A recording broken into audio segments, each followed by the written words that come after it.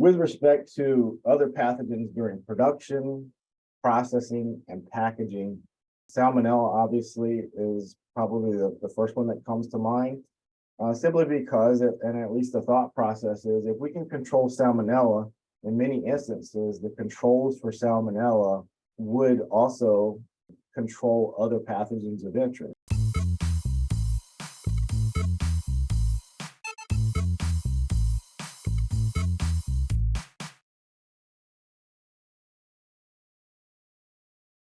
Hello, meat folks. Welcome back to the MeatsPad podcast. This is your humble host, Phil Bast, here up in wintry North Idaho at the moment. And I'm reaching all the way across the country to a guest we've had in the past, Dr. Jonathan Campbell at Penn State University. Thank you, Dr. Campbell, for joining us again today. Thank you for having me. Yeah. Well, so Dr. Campbell and I, a few years back at my previous life, we worked together on a little bit of salumi research, and I would say that of folks out there looking at pathogen reduction in salumi research, Jonathan is probably top of mind. And not just salumi, but pathogen reduction in processed meats. And so I wanted to have him back and talk a little bit about some of the previous work that's been done, and maybe give a few ideas to our processors out there who are either making or thinking of making items in the salumi category. And so first off, let's remind the audience, if you would, what is salumi and salami, and what's the difference, and let's go from there. Yeah, it's great. So again, Phil, thanks for having me. This is a topic that is very, I'm very passionate about it, mainly because you have to wait and have patience to find out before you're able to solve problems. And a lot of other products that the meat industry produces aren't that way. You get kind of a result fairly immediately, at least, if you do something with a fresh meat product, you're going to know pretty quickly if something is wrong with it or have some consumer complaint pretty quickly. But many of these products take so long, weeks, months, or even in some cases even years to produce. So that's why it's something that's near and dear to my heart. And there's always someone out there that wants to challenge the current system and do something fairly unique as ingredients and technologies changes. The questions around food safety with these artisanal style products change. So that's why this is important. And you'd asked me kind of what the difference between salumi and salami is. Funny story. I went through my tenure review several years ago, almost 6 years ago now, at Penn State. And one of the administrative assistants said, "I'm really concerned about your packet being approved because you misspelled the word salami at least 10 times in this document." And I couldn't help but laugh. And she goes, "This is not funny." I said, I'll come up and work on it and fix it. We'll talk about it." So great question. Salumi is just simply an Italian-based word that means deli meats. Yeah. And the same with, if you may have seen in perhaps very popular in everything from breweries to bars, restaurants, white table establishments, charcuterie boards. And charcuterie is the French version of that term, which just simply means delicatessen or cold cuts or deli meats. One of the things that disappoints me the most is when I see charcuterie boards or salami boards that have no meat on them. Right. Yeah. Cheese and pickles, right? So that's disappointing. Sure. But that's kind of my role in this, and why I like to ask tough questions about these types of products. Yeah. So, well, and I too have a passion for this. I grew up with it. I didn't even know that you could buy salami at a grocery store until I kind of got into high school and college. We grew up around it and making it in the garage, and we won't get too far down that road because I'll probably implicate my family in a number of infractions. But it's a salted meat. That's the salt part. It's and salt and meat have been a marriage made in heaven for a very long time in society, in civilization, and it's a great way of preserving meat. And that's the history of it all behind, why we even have these products to begin with. Prior to refrigeration, regular refrigeration especially, is this was the way that folks used to preserve meat. And I make the argument that we've been doing this for thousands of years, with pretty good regular success. However, we also need to keep in mind that there are always going to be potential challenges that will come about, that could pose a food safety risk. And so, with that, first off, could you identify a few of the bad guys, the pathogens that we are going to target in salumi processing, especially some of our salumi that are uh, uh, um, not whole muscle. So we're talking about salamis in this case. Sure. So I think one of the biggest challenges is from the regulatory side is, as new scientific information comes out, one of my favorite F words to use is FSIS. And I really value the relationship that both academia and USDA have with one another, but they look at the science that we put out, they evaluate it, and their job is to make the best decision possible for all the consumers, at least in the United States. Perhaps there's an international problem there as well with exported or imported product, but certainly that's their job. And so we have to be mindful of that. So as regulatory decisions and policies and actions change, so does the science in our process. But when we think about pathogens that could make individuals, at a worst case scenario, unfortunately, loss of life could occur. There are ones that are really bad and ones that certainly need to be addressed. This all really starts with our raw materials and our process. And so one of the first pathogens that we think about, especially in our swine species, would be some of the parasitic pathogens. And we often miss those. We jump straight to the really bad ones like E. coli 0157, H7, and other Shigatoxin E. coli's, or Salmonella, or Listeria. But let's start at the beginning. And so that really starts with our raw materials. In some cases, having certified raw materials for parasites, specifically Trichinella spiralis, or maybe even one that is more overlooked than the trichina guidelines is Toxoplasma gondii.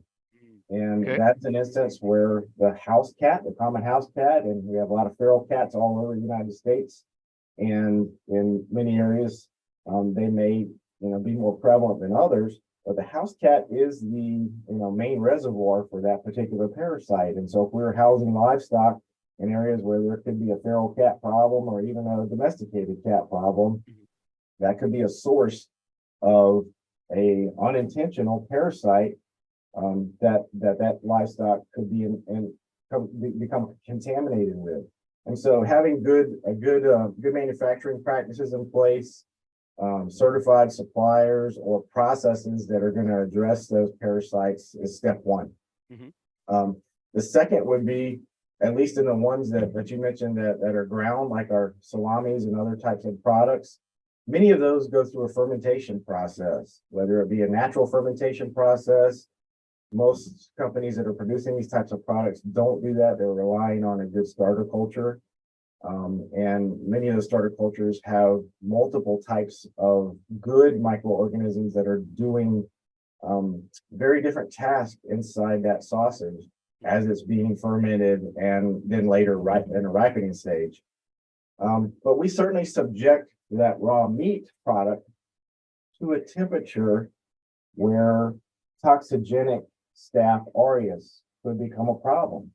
Yeah. Now, most individuals that are healthy, those that aren't immunocompromised, or individuals that are pregnant or very old or very young, I do find now that my definition of very old changes about every 10 years as I get older.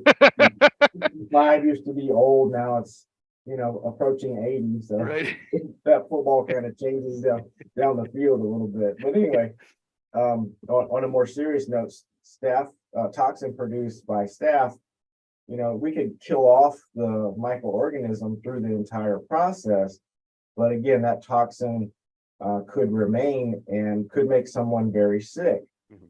Those individuals that aren't immunocompromised, you would have one of the nice things about a foodborne disease, if there is one, is that that particular foodborne disease happens very rapidly after consuming that toxin.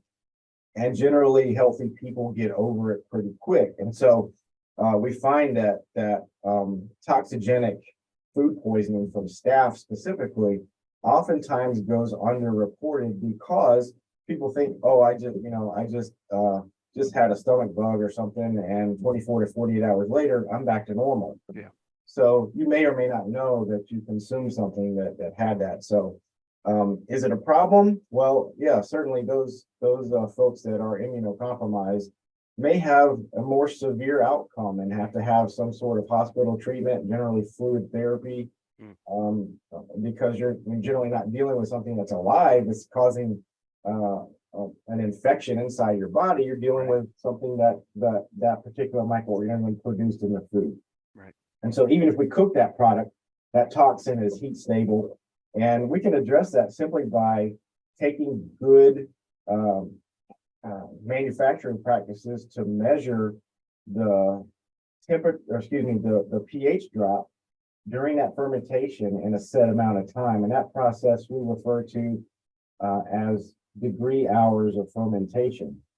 And so you can calculate it based off of the temperature that the sausage was fermented at. And I'll use 75 degrees Fahrenheit as an example. Mhm. Now, staph does not produce toxin below 60 degrees Fahrenheit.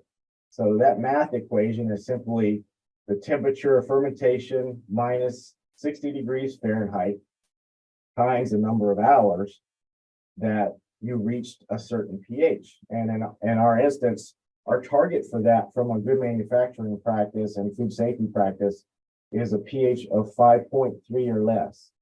And the reason for that is toxin cannot be produced at a pH of 5.3 or less. Mhm. And so if we can control those items, which are easily controlled and monitored, so if something if a deviation does occur from that particular type of fermentation, we don't put that product into consumers' hands. Yeah. And that's really the whole premise behind hazard analysis critical control point system to begin with. So this is just another segment of that and more specific to salami.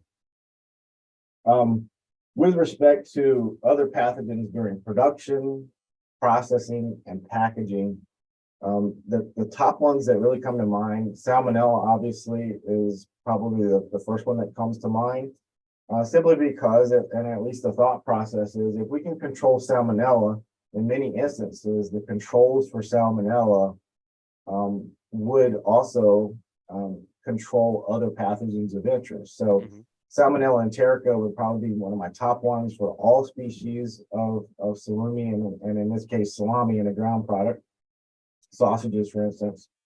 Those Shiga toxin E. coli that I mentioned. So E. coli 0157H7 and the other 6 Shiga toxin E. colis.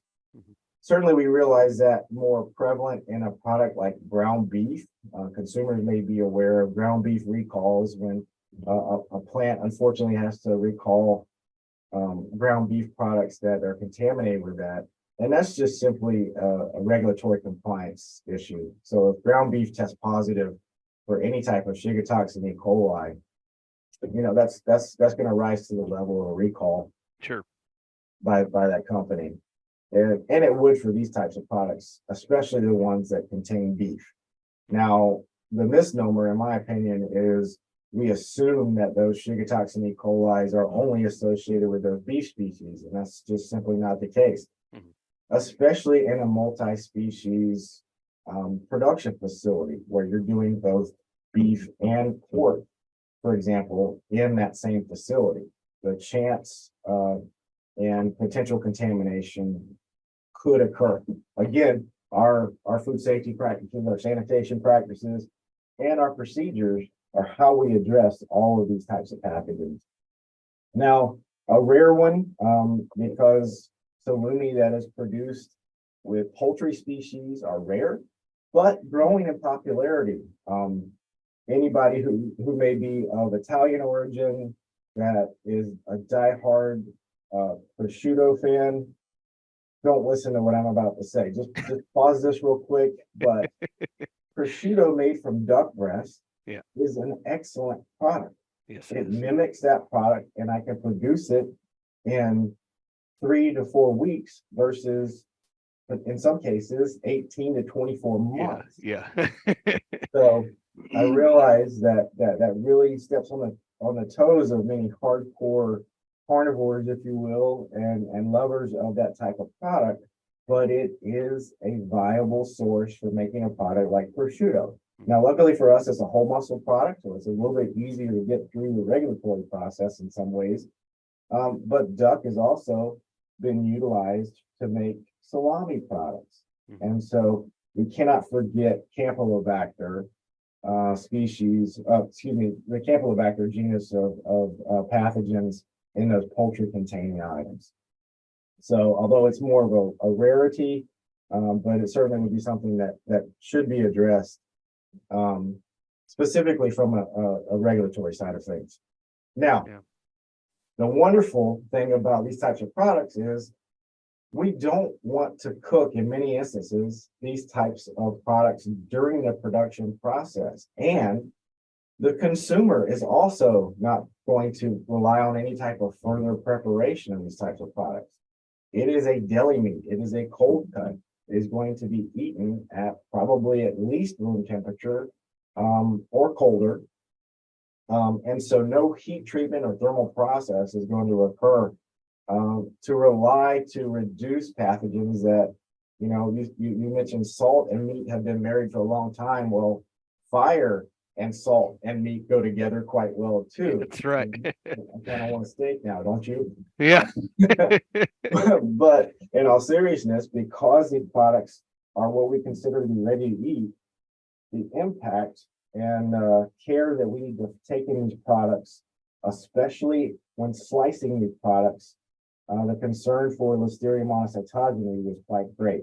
Right. And that would be true for any type of meat product that we consider to be ready to eat or no further preparation by the consumer would occur. Yeah. Wow.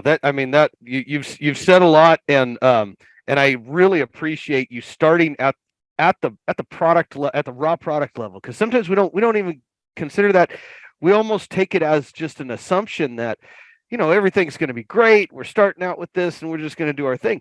But the reality is, and something that I bring up to a lot of my classes, is that because salumi especially has become this very artisanal item in a lot of different avenues, and especially in the restaurant category, that the folks making these are trying their hardest to maybe go all the way back in time to heirloom heritage breeds that are maybe being raised outside. And now again, I'm going back to pork, and there's a reason why we don't have trichinum concern in fresh pork at a traditional grocery store.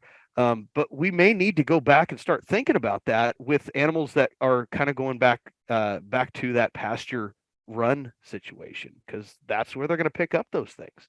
Absolutely. Yeah. And just simply because they, the potential to be exposed to various types of parasites is much greater. Yeah. Now that doesn't mean that it's impossible in confinement indoor type of animals, but the risk is certainly greater, and you have to value what that risk is and address it appropriately. Right.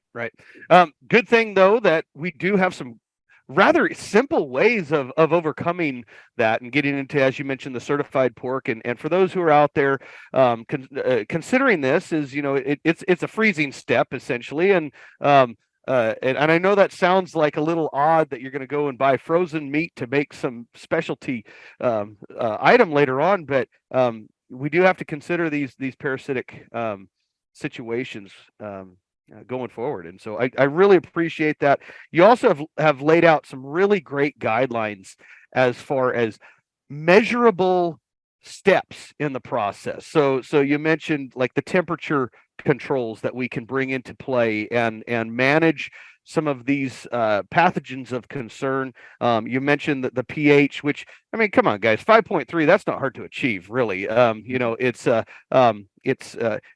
normal circumstances, meat's already 5.6, 5.4, and so it's just a subtle adjustment through the fermentation process. Now, I'm also not going.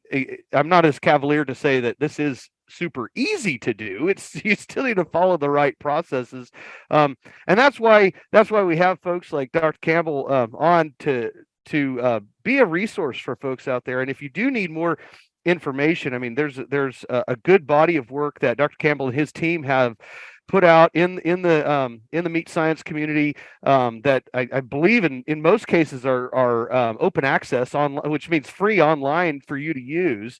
But also, reach out to folks like Dr. Campbell to talk more about these specific processes. And so so you mentioned the pathogens of concern, and I really appreciate all that. I think that's really important that we touch on those. What about let's wrap this conversation up on a really high note. And what are some things to continue to think about as far as maintaining quality when making salumi items and processed meats for that matter? Yeah, and my colleagues at Fresno State, North Carolina State, and Wisconsin, the four of us get together annually and teach the Salumi 101 course that's offered through the American Meat Science Association. Mhm. Why? All four of us are very passionate about producing high quality items like this, and you will hear all of us at some point on during those 3 days talk about junk in equals junk out. So it Yeah. starts at the raw materials, it starts at your suppliers, and if you have a question about the quality of anything going in, it's not going to get any better on the other end. It's only going to be exacerbated and exponentially worse. So that's really where it starts, and also having those good foundations of things like sanitation in the production facility, and then even more highly sanitation areas when we get to the packaging side of things, because the risk from environmental contamination could occur. Yeah. Yeah, we got to think about this, that from a pathogen food safety control standpoint, these bugs that we encounter and are trying to control, they're in the environment. We just got to make sure that we're conscious of it, that we're starting with a quality product to begin with that is already maybe at a very clean and low load to begin with. But then also from the quality standpoint, I mean, every day and right now we're interacting with, we're breathing in microorganisms that they're not going to harm us, but they can potentially get in with the product and cause some weird things to occur. And so if you want that consistency, you do have to maintain a very, very clean environment when you're working with these things.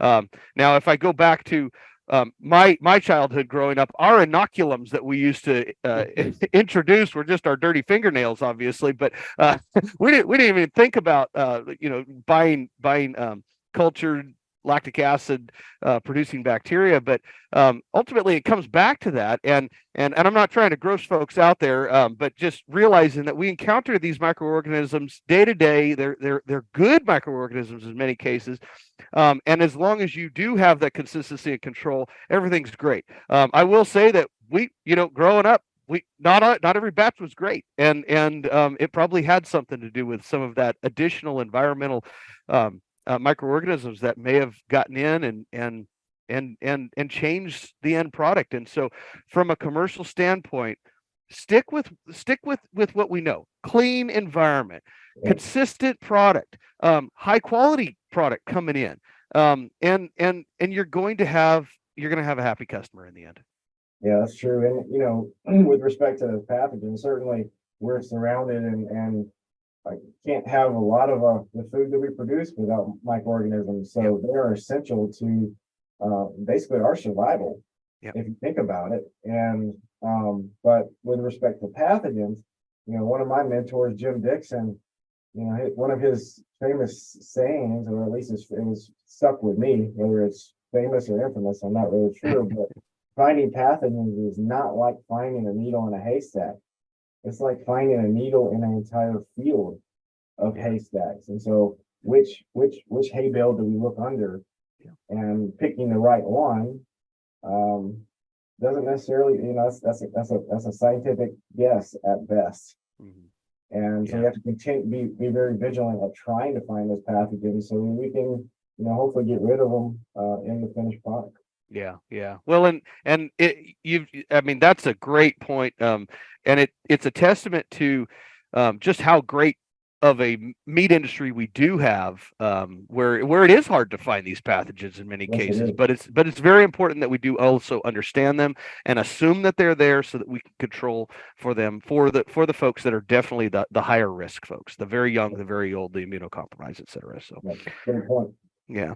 Well, Dr. Campbell, thank you so much again for joining. This is great. I'm sure I'll have more thoughts pop into my little brain, and I'm gonna reach out to you again because I just love this discussion. And gosh darn it, I need to go and visit with you guys at one of these Salumi 101s. We'd love to have you. Mostly because I just want to sit and eat all the delicious stuff that comes from those. And just to reiterate one more time, that is a great program through the American Meat Science Association.